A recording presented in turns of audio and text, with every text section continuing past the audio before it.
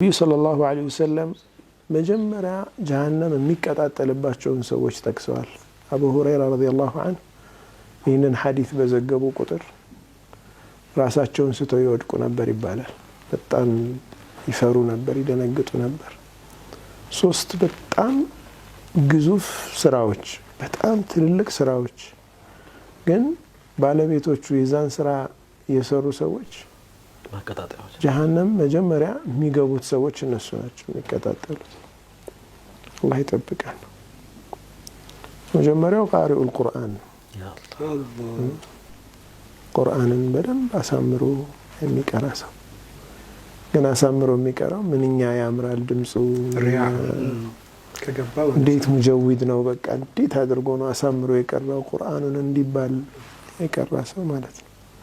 ሁለተኛው ሙጃሂድ ነው። ታጋይ በአላህ መንገድ ላይ ህይወቱን የገበረ ሰው ነው። ይህም ደግሞ ጀግና ሊባል ያደረገው ስለሆነ ማለት ነው።